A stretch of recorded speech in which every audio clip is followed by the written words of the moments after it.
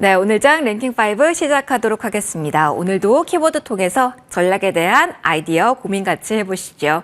두 분과 같이 할 겁니다. IS의 김태성 본부장, 업사이클 리서치 유창희 본부장 두 분 인사 먼저 나눌게요. 어서 오십시오.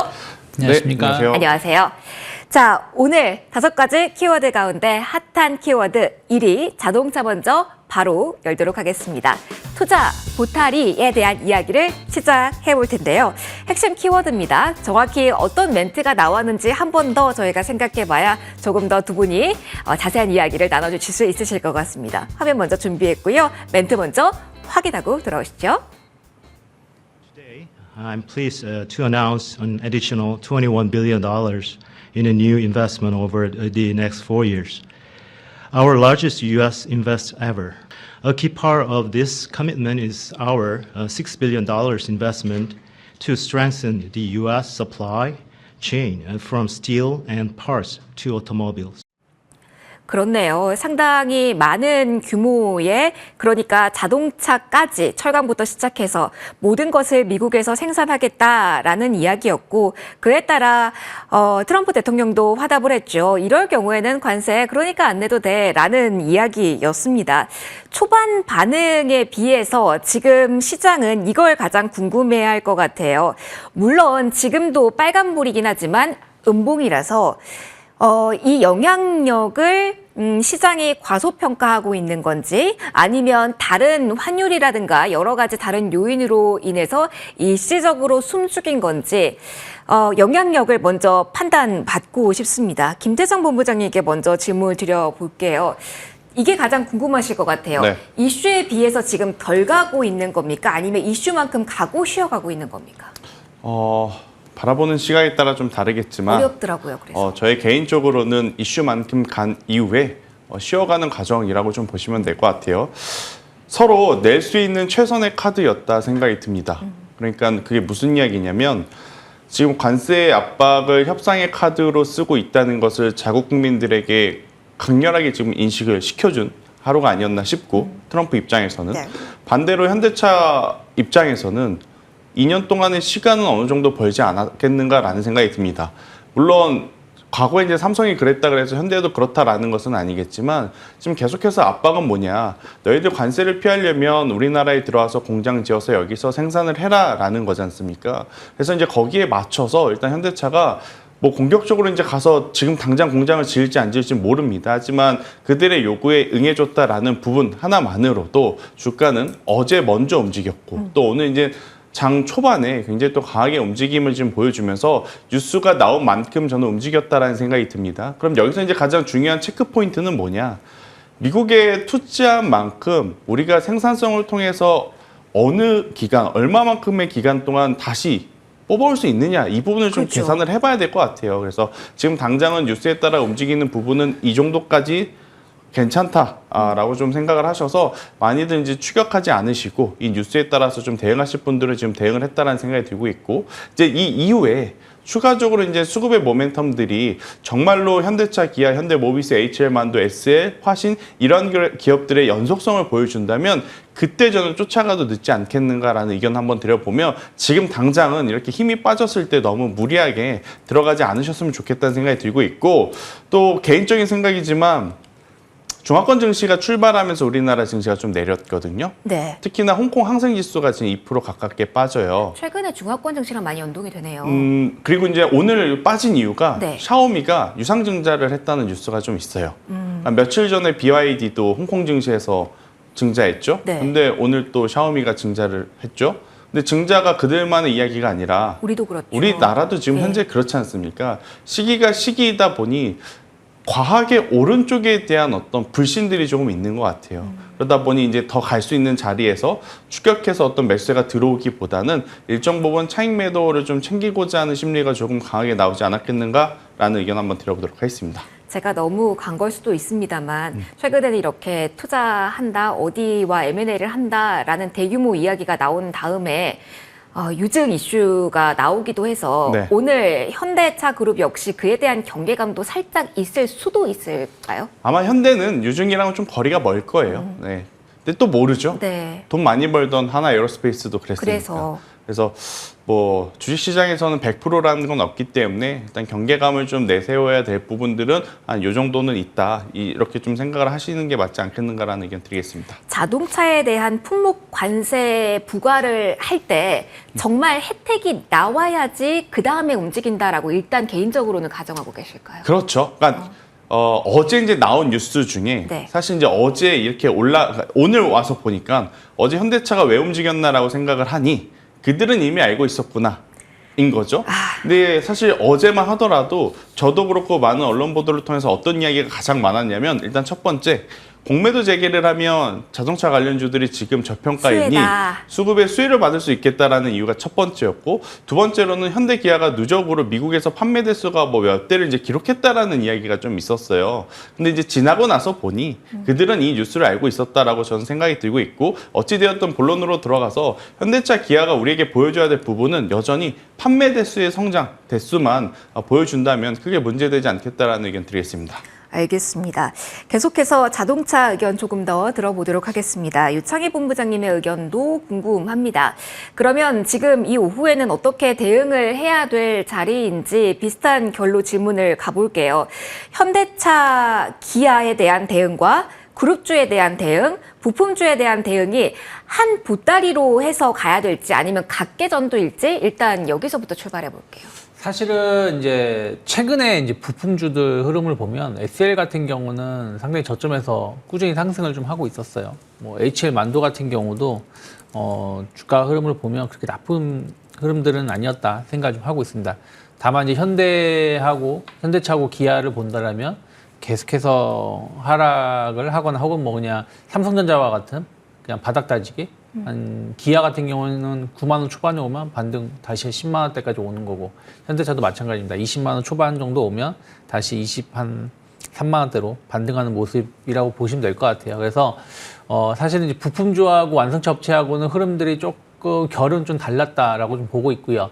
다만 이제 오늘 이제 현대차 기아가 오르면서 그동안 안 움직였던 부품주들도 상당히 많이 움직였어요. 뭐 대표적으로 성우 하이텍 같은 경우 상승폭이 많이 둔화됐습니다만은 아침에 어제도 많이 올라왔었고 오늘도 장중에는 15% 이상 올랐었고 뭐 현대공업 같은 경우는 갑자기 급등을 미국 관련 이슈가 네, 있더라고요. 보여주고 있는 부분들이 좀 있고요. 뭐 화신도 마찬가지입니다. 그래서 이들 기업은 조금은 경계감을 가져가야 된다. 그러니까 실질적 어떤 혜택이라든지 수혜가 확인되지 않았는데 단순하게 미국 브렉시트 조금 해소됐다고 해서 올라가는 거는 한계가 있지 않을까 저는 판단을 좀 하고 있습니다. 그렇다면 오늘은 전반적으로 자동차에 대해서 저희가 이거래일 정도 이야기를 하고 있는데요, 본부장님. 추가적으로 이야기를 할 자리는 아니라고 봐야 될지 일단 이 부분도 궁금하고요. 그리고 환율 이야기도 좀 같이 좀 해야 될 것 같습니다. 김재선 본부장님께 좀 질문 드려볼게요. 환율에 대한 경계감도 분명히 가져야 되는 건지에 포커스를 조금 더 맞춰서 답변을 주신다면요.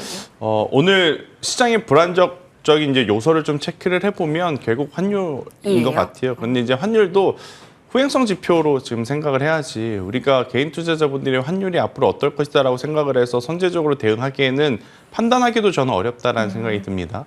가장 중요한 건 이거죠. 그래서 자동차주를 투자를 하라는 거야. 말라는 거야. 그리고 한다면 도대체 어떤 걸 해야 되는 거야. 아마 시청자분들이 원하는 건 이 부분일 것 같아요. 그래서 이 부분을 저는 나름 생각을 해보면 현대차 기아는 너무 뻔한 것 같고요. 지금 결국엔 지배구조라든지 주주환원까지 생각을 해봤었을 때는 현대모비스와 현대글로비스가 그래도 선택자 안에서는 최상위 탑티어라고 좀 보여지고 있고 글로비스는 미국에서 투자 많이 하고 거기서 모든 게 다 이루어지게 되면 마이너스 아닙니까? 마이너스일 수는 있겠죠. 그러니까 이제 표면적으로는. 네. 하지만 주주 환원 정책이라는 것을 또 포함을 해서 보면 현대모비스와 현대글로비스는 결은 좀 다르지만 그래도 같은 티어에 좀 놓고 보셔야 될 것 같다는 생각이 들고 있고 또 이제 후발주자라는 표현은 좀 그렇지만 이들을 따라서 가장 밀접하게 움직일 수 있는 쪽 그리고 자동차 플러스 지금 FSD지 않습니까? 네. 그렇게 보면 HL 만도가 부품사 안에서는 단연 지금 돋보이는 모습 그리고 해외 공장이 있다라는 부분에서 생각을 해보면 SL과 서현이와 화신 이 셋 중에 누가 더 나을 것인가라고 하면 SL이 가장 나을 수 있을 것 같은데 만약에 기존의 포트에 반도체 IT 대형주를 갖고 계시다면 자동차 부품사들을 지금의 조정을 이용하는 게 맞을 것 같고요. 반도체 소부장을 가지고 있다면 자동차 대형 부품사를 저는 투자를 하는 게 맞다. 이렇게 좀 정리 드려보도록 하겠습니다. 그 중에서 SL 괜찮다라고 말씀을 해주셨는데 김태선 본부장님과 유창희 본부장님의 마음이 잘 맞네요. 오늘 마치 유창희 본부장님께서 원픽을 가져오셨는데 가장 좋다고 말씀해주신 유창희 본부장님 SL 네. 맞죠? 네. 뭐 만약에 작년에 이제 현대차가 그 인도 법인 IPO를 할 때도 가장 크게 주목을 받았었던 게 SL이에요. 왜냐하면 SL은 현대차가 인도에 공장이 있든 미국에 공장이 있든 멕시코에 공장이 있든 그 옆에 다 관련된 공장이 다 있습니다. 그러니까 한마디로 현대차가 해외 생산이 늘어나면 늘어날수록 SL의 매출은 동반해서 같이 늘어난다라고 보시면 되겠고요. 그리고 이제 그 핵심 부품들을 많이 공급을 하고 있죠. 특히 이제 뭐 헤드라이트 같은 경우는 다들 아시다시피 이제는 그 LED로 계속 변화가 되고 있고 또 여기에 따른 어떤 가격 상승은 계속해서 높아지고 있다라고 보고 있어요. 그래서 거기에 따른 수익성도 상당히 좋아지는 부분들이 좀 있죠. 거기다가 이제 예전에는 이제 완제품만 많이 좀 주목을 받았다라면 요즘에는 이제 차량이 워낙에 이제 고도화되다 보니까 사고가 나면 다 교체를 해야 되기 때문에 그런 부분들도 안정적인 꾸준한 수요가 잘 나올 수 있다라고 생각 좀 하고 있습니다. 그에 반해서 주가는 상당히 좀 시장에서 반영을 못하다가 최근 들어서 다시 좀 주목을 받고 있는 걸 본다라면 오늘 갭상승 나와서 상승폭이 다 반납이 되었습니다. 하지만 어차피 우리가 이제 자동차 쪽을 좀 관심을 갖고 4월 이후에 좀 관세 피해주가 조금 이제 수혜주로 좀 변화가 되면서 움직인다라면 뭐 지금 위치는 그렇게 나쁜 위치는 아니다 생각을 좀 하고 있어요. 그래서 저는 36,000원이 크게 이탈하지만 않는다라면 조금 분할매수 관점으로 접근해 볼 수 있는 기회라고 생각을 하고 있고요.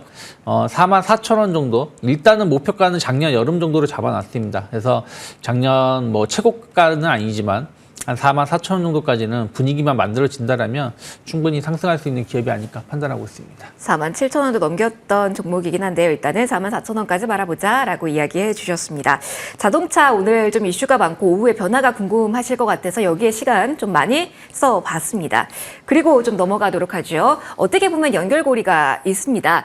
두 번째 전력기기에 대한 이야기를 할 텐데요.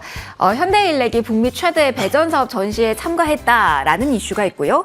미국에 투자 많이 한다고 합니다. 결국 또 인프라, 전력도 필요할 거고 부족할 거고 그렇다면 이제 또 봐도 될까 궁금해서 여기에 대한 궁금증 풀어보도록 하겠습니다. 김태성 부장님 오늘 네. 다시 꿈틀꿈틀한다라고 생각들 많이 하실 것 네. 같아요. 체감하는 시세는 좀 약하다라고 생각하실 수는 있겠지만 조선 방산보다 먼저 쉬어갔잖아요. 그러면 먼저 위로 움직일 쪽이 이쪽인가 생각 많이 하실 것 같은데 그렇게 생각을 해도 괜찮은 자리일까요? 모르죠? 몰라요. 네, 일단 힌트 살짝만 더 많이 주세요. 뚜껑은 열어봐야 될 것 같은데 그때 늦을까 봐. 조정에도 두 가지의 조정이 네. 있죠. 기간 조정이냐 아니면 위아래로 조금 더 흔들어대는 가격 조정이냐. 사실 개인 투자자 입장에서 견디기 힘든 건 가격 조정일 겁니다. 내가 가지고 있는 종목이 엄청나게 또 많이 급변할 때. 하지만 지금 전력기기 관련주들은 가격적인 조정이라기보단 기간적인 조정에 들어가 있는 상황이에요. 그러면 기간적인 조정에 들어갔을 때 이들이 다음에 기다리고 있는 뉴스가 무엇인가를 좀 고민을 해보면 두 가지일 겁니다. 일단 첫 번째로는 수출 데이터와 그리고 제품별 단가. 그리고 이제 두 번째는 실적일 것 같아요. 그래서 지금 수출 데이터는 그렇게까지 크게 걱정할 수준은 아닌데 판매 단가는 우리가 계속 추적이 조금 필요한 상황. 만약 판매 단가가 흔들리는 그 순간 또 실적에 대한 물음표가 이제 붙게 될 수도 있어요. 워낙 기준이 엄격해진 상황이라서. 근데 이 두 가지가 해소가 잘 되는 1분기 실적에 대한 잠정치가 나오게 된다면 저는 그때 봐도 괜찮지 않을까. 안 좋다라기보단 네. 타이밍상으로 지금은 조금 이르다. 조금은 더 이제 관심 종목에 넣어두시고 오늘 전력기기가 다 움직이는 게 아니죠. HD. 그러니까 HD가 가장 강하고 네. 나머지는 뭐 강보합권이라고 설명을 드려야 될 것 같은데 그렇게 된다면 앞서 앵커님께서 이야기해 주신 뉴스에 대한 흐름 때문일 수도 있으니 오늘 덥석 이렇게 공략을 하기보단 앞서 말씀드렸던 대로 분기 수출 데이터와 판매 단가 그리고 잠정 실적에 대한 이야기를 확인을 하고 여전히 괜찮다라고 하면 그때 투자를 해도 지금의 구간은 그렇게 나쁘지 않을 수 있겠다라는 의견 드리겠습니다. 알겠습니다. 시기가 가장 궁금하실 것 같아서 유창희 본부장님께도 짧게만 질문 드릴게요. 지금 시기 아직이라고 본부장님께서도 생각하십니까? 아니면 적절한 시기라는 신호를 보셨습니까? 저는 아직은 좀 기다려야 된다 아직도, 생각을 네. 좀 하고 있어요. 그러니까 글쎄요, 뭐 얻는 박람회에 참여한다고 해서 기업의 실적이 엄청나게 늘어날 거라고 보고 있지는 않거든요. 특히 이제 변압기 관련된 기업들은 작년에 이제 대규모 투자를 하면서 약간 이제 가격 경쟁에 대한 심화가 우려가 됐던 부분들이 있었는데 그거를 잘 이겨내는가 싶었는데 이번에 1분기 실적 발표하면서 또 추가로 공장 증설을 하겠다라고 했거든요. 그러니까 이게 꼭 1대1로 비교할 수는 없지만 조선주들이 예전에 20년 전에 그랬단 말이죠. 엄청나게 도크를 늘리고 해외 선사 인수하고 그랬는데 말상 수주가 딱 끊기니까 실적이 크게 문제가 되면서 거의 20년 가까이 주가가 안 좋았었는데 지금 변압기가 그렇다라는 건 아닙니다. 하지만 공장 증설을 꽤 많이 늘리고 있다는 부분들 그리고 변압기라고 해서 관세를 지금 피해갈 수는 없다 생각 좀 하고 있어요.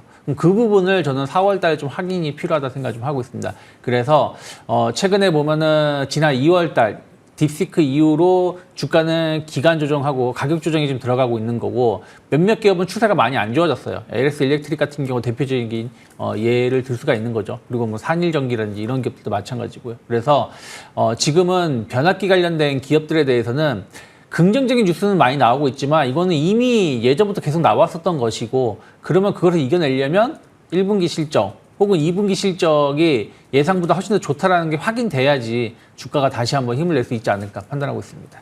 4월부터는 본격적인 실적 시즌이 시작되니까요. 그 이후에 또 한번 본격적으로 이야기 나눠볼 수 있을 것 같습니다. 저희 이쯤에서 전력 쪽의 이야기는 마무리하고요. 다른 쪽 조명을 해보도록 하죠. 2차 전지에 대한 이야기로 넘어가겠습니다.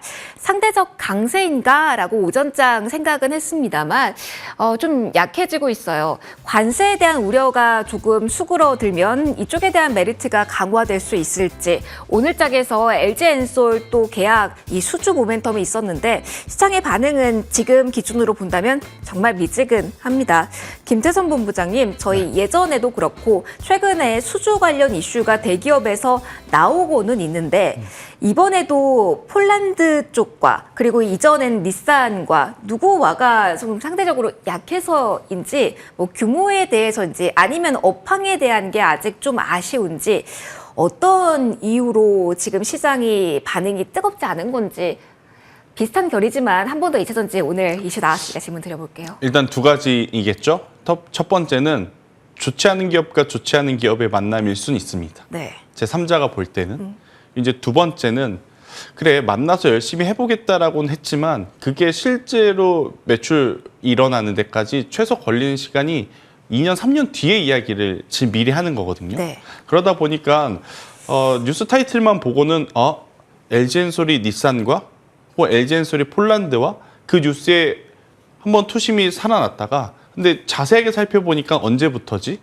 혹은 규모가 어느 정도지? 라고 계산을 해보면 또 실망감이 지금 나타날 수밖에 없는 뉴스들이 많은 것 같아요. 그래서 가야 할 자리에서 이제 가지 못한 그런 부분도 있는 것 같고 전체적으로 저는 2차 전지는 이번 주는 수급적으로 이제 어떤 좀 풀어야 되는 과제들이 많다 생각이 들어요. 본격적인 흐름은 다음 주 월요일에 이제 공매도 재개가 정말 되고 나서 우리가 예측했을 때 공매도 재개 이후에 뭐 자동차도 그렇지만 2차 전지를 가장 먼저 우리가 손꼽아서 많이 이야기를 하지 않았습니까? 그런 흐름들이 나오는지 여부가 좀 중요한 것 같아요. 우리가 기대를 했는데 정작 다음 주에 공매도 재개를 했음에도 불구하고 2차 전지는 여전히 시장에서 픽을 받지 못하다라고 하면 당연히 2차 전지가 올라가기 위해서는 분기 실적이 필요하구나. 라고 아시면 될 것 같고 만약에 다음 주 월요일 이후에 화요일, 수요일 특별한 뉴스가 없음에도 불구하고 2차 전지가 시장 대비 지수 대비 아웃퍼폼한다? 그러면 공매도 재개가 결국은 2차 전지 관련주들에게는 호재일 수 있겠구나. 그럼 단기적인 또 반등세를 노리는 어떤 자금들이 한번 쏠릴 수 있으니 그 부분들을 좀 인지를 하시면서 저는 전략을 세우셔야 될 것 같고요. 기준점은 그럼 어디다 둬야 되겠느냐? 삼성 SDI는 조금 어렵죠. 유중 이슈 때문일까요? 그렇죠.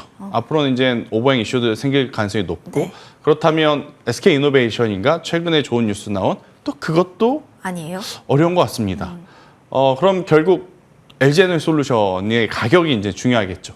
현재 구간에서 저는 다른 것보다 LG에너지솔루션 기준으로 보면 충분히 35만 원 위에까지는 올라와야 많은 투자자분들이 조금은 믿고 베팅을 할 수 있지 않을까라는 생각이 들어요. 지금 위치가 정말 애매합니다. 여기서 올라온다 생각하면 참 기술적으로 올라올 수 있는 룸 자체가 많아 보이는 구간이기도 하고 반대로 또 더 빠진다라고 생각하시는 분 입장에서는 또 밀려 내려가게 되면 뭐 32만 원 혹은 31만 원도 이탈을 할 수 있는 그러한 자리라서 우선 지금보다는 35만 원이라는 가격대 위로 올라온 다음에 2차 전지 중소형주를 공략을 하는 게 보다 안전하지 않겠는가라는 이야기 드리도록 하겠습니다. LG 에너지 솔루션 일단 35만 원을 보고 그 다음에 2차 전지에 대한 이야기를 해보자라는 이야기 해주셨습니다. 공매도라는 키워드가 나와서 공매도 타겟이 된 다음 주에 가장 이야기 많이 나온 섹터가 저희 지금 이야기하고 있었던 2차 전지 그리고 그 다음 이야기인 제약바이오입니다. 그래서 묶어서 좀 진행을 해보도록 하죠. 개별 이슈도 많아서 속도 조금 내보도록 하겠습니다. 유한양행 이슈가 있어서 오늘 기분 좋은 뉴스였습니다. 렉나자 폐암 환자 첫 완급 판정 나왔다는 뉴스에 오늘 주가도 좀 반응이 있었고요. 그러면서 전반적으로 계속 제약 바이오에 대한 투자 심리 유효한지 그러면서 다음 주 월요일 날도 비슷한 효과 누려볼 수 있을지 궁금해서 일단 공매도라는 키워드 잡고 유창희 본부장님과 이야기 시작해 보도록 할게요. 저희가 공매도가 재개된다면이란 가정으로 가장 좀 타격이 있을 만한 쪽 그러면서 이번 주 대차 잔고가 늘어나는지 많이 보시고 계신 섹터가 앞서 저희가 봤던 3위의 2차 전지 그리고 지금 제약바이오 이쪽일 것 같거든요. 본부장님 기준으로 봤을 때는 어느 쪽에 더욱더 지금 빨간불 켜면서 주의해야 된다라고 수급적으로 보고 계실까요? 만약 공매도에 영향을 받는다라면 저는 2차 전지가 제일 위험하다 생각 좀 하고 있어요. 제약바이오가 아니라? 네. 왜냐하면 실적이 안 나오고 있잖아요. 그러니까 공매도라는 기본적인 사항은 회사가 실적 대비 그러니까 기업 자체가 비싸다라는 기업을 매도를 해서 좀 떨어졌을 때 차익을 내겠다라는 거죠. 근데 2차 전지는 여전히 실적에 대한 불확실성이 계속 남아있기 때문에 공매도 타겟이 되기가 가장 편하다라고 저는 생각을 좀 하고 있어요. 근데 바이오주들은 예전하고 많이 달라졌다라는 거죠. 물론 실적 하나만 볼 수 있는 기업은 많지가 않아요. 뭐 삼성바이오로직스라든지 셀트리온 뭐 이런 기업들은 실적 대비해서 주가가 그렇게 비싸다고 생각하고 있지는 않고요. 그러면 실적을 볼 필요는 없는 게 아니지만 실적보다 더 봐야 되는 건 기술 쪽이라는 거죠. 기술 플랫폼 쪽으로 해가지고 뭐 ADC가 되었든 뭐 제형이 되었든 뭐 이런 부분들 관련돼서 어떤 기업들의 주가가 알테오젠이 지금 비싼 것인가? 글쎄요, 그건 생각하기 따라 다르지만 전 그렇게 비싸다 생각하고 있지 않습니다. 리가켄 바이오, ABL 바이오도 비싼 것인가? 특허 기술력에 비교해본다면 전 그렇게 비싸다 생각하고 있지는 않아요. 그래서 바이오주들이 예전보다 많이 달라졌다라는 부분들을 감안한다면 오히려 공매도 타겟은 바이오보다는 다른 쪽에 나올 수 있다 생각하고 있고 또 하나는 이게 뭐 1대1 비교가 될지는 모르겠어요. 그 과거에 2021년이죠. 2021년에 5월 3일인가요? 그때 이제 공매도가 처음 이제 실행이 됐었는데, 그러니까 다시 중지가 됐다가 다시 시행이 됐었는데, 그때 당시에 본다라면 처음에는 공매도 시행을 앞두고 나서는 주가가 일주일 정도 밀렸습니다. 제가 지금 차트로 좀 표시해 드리고 있는데, 그러니까 딱 4월 마지막 주였죠. 요 표시됐을 때 조금 밀렸지만 그 이후에 본다라면 주가는 오히려 조금 추가적인 상승세가 더 나오다가 이제 여름 이후에 2021년 여름 이후에 주가가 좀 꺾였었는데요. 근데 이렇게 보면은 영향이 별로 조금 영향이 길게 보면 있었다고 볼 수 있지만 좀 더 확대해 보면은 사실은 코로나 이후에 주가가 엄청 오르고 나서 공매도가 재개되는 상황이었거든요. 근데 지금은 엄청 올랐는가 본다라면 전 그건 아니라 생각 좀 하고 있어요. 그리고 2021년을 비교한다고 하더라도 약간 공매도에 대한 어떤 우려감으로 주가가 조금은 조정이 나올 수 있지만 그 막상 개시가 됐을 때는 오히려 새로운 뉴스가 아니라 그 이슈가 이 주가에 선 반영되면서 당분간은 주가가 더 올라갈 수 있다. 그리고 나서 일정 부분 이상 올라왔을 때는 그때는 진짜 공매도가 제대로 나올 수 있는 부분들도 있기 때문에 지금 당장 다음 주 월요일부터 공매도가 시행을 하니까 우리가 무엇을 피해야 되고 무엇을 조심해야 되는 부분들을 걱정하는 건 맞지만 먼저 지레 겁먹고 도망갈 정도까지의 이슈는 아니지 않을까 판단하고 있습니다. 그렇군요. 걱정하지 않아도 된다. 개별적인 숫자가 찍히는 쪽은 괜찮다라는 코멘트 함께 받아봤습니다. 그럼 이슈 있는 쪽 짧게 좀 이야기 나눠보도록 할게요. 김태순 본부장님, 오늘 저희 헤드라인으로 나온 유한 양행도 짧게 좀 보고 갈게요. 네. 오늘 대형 이슈가 나왔고 폐하마케가 오늘 이제 곧 열리겠죠. 26일이니까. 네. 그런데 이제 생각한 것만큼의 파급력이 주가에서 안 나와서 학회가 임박했는데 라고 생각하시는 분도 계실 것 같아요. 네. 이슈 안고 달려온 종목이 지금까지 이 정도의 위치라면 시선을 이제 뭐 다음 달에 열리는 학회로 옮겨야 될지 아니면 아직 기간이 남았으니 누려도 될지 여기에 대한 힌트 먼저 살짝 주신다면요. 개인적으로 제약바이오는 네. 학회를 보고 스케줄링하면서 투자를 하면 항상 결과가 안 좋았던 걸로 저는 기억을 하거든요. 좀 늦나요?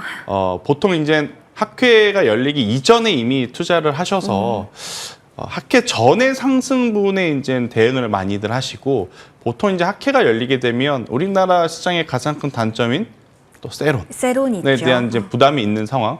특히나 유한양액 같은 경우에는 이 렉라자라고 하는 부분에 대해서 그리고 이제 폐암학회에 대한 모멘텀이 올해만 있었던 게 아니죠. 제 기억으로도 벌써 수년 전부터 매년 폐암학회가 될 때쯤 되면 올해에 뭐 다크호스로 유한양액을 뽑고 있다. 유한양액이 앞으로 더 올라갈 것이다. 말이 많았어요. 그런데 학회 전후로 유한양액의 흐름이 좋았던 적은 없었습니다. 오히려 학회가 다 끝나고 나서 본격적으로 이제 그들의 이제 수급이 좀 붙어줬을 때 더 좋은 모습을 보였던 바를 기억을 해보면 저는 학회 때문에 없어지셨던 분이 지금 위치에서 신규 매수한다? 그것은 아니다라고 보고 있고요.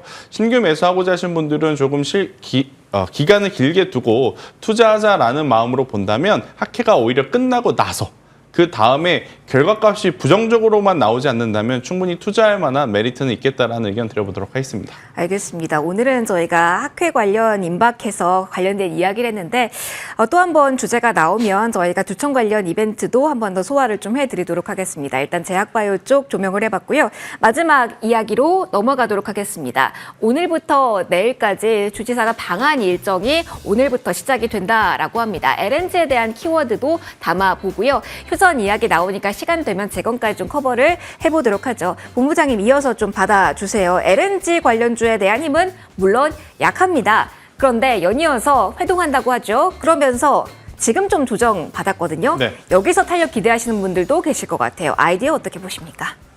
조정 시의 매수인데 오늘의 조정은 아니다. 오늘은 그러니까 아니에요? 조정이 지금 거의 어떻게 보면 첫날이라고 보여지거든요. 그동안에 잔파동, 그러니까 잔 조정은 있었어도 일본 기준으로 대장주들이 이렇게 좀 급격하게 이제 변동성을 보이는 날은 거의 이제 처음이 아닌가라는 생각이 들어서 저는 우선은 오늘과 내일 공격적으로 좀 붙기보단 주말 사이에 이러면 좋은 뉴스가 나올 가능성이 높아요. 그래서 다음 주 초에 한번 신규 매수를 해보는 게 어떨까? 종목은 여전히 동일합니다.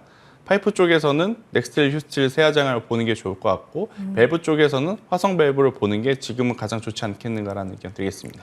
투자에 대한 관점으로 다음 주 초 이야기해 주셨습니다. 그럼 이 관점에서 하나 더 여쭤보도록 하죠. 유창희 본부장님, 그러면 오늘 짝에서 따라잡을 게 좀 많이 없다라고 생각하신 분들은 일정 좀 많이 보고 계실 것 같은데 미국이 사우디에서 또 우크라 휴전 협상 한다라고 합니다. 현재 시간 25일이라고 하니까 내일장 관련 이슈가 소화가 되면 또 한 번 오전에 재건 관련 이슈가 들썩할 수 있다라는 계산도 하실 것 같아요. 그런 의미에서 오후에 재건 쪽에 대해서 눈길 줘보는 전략은 어떻게 생각하세요?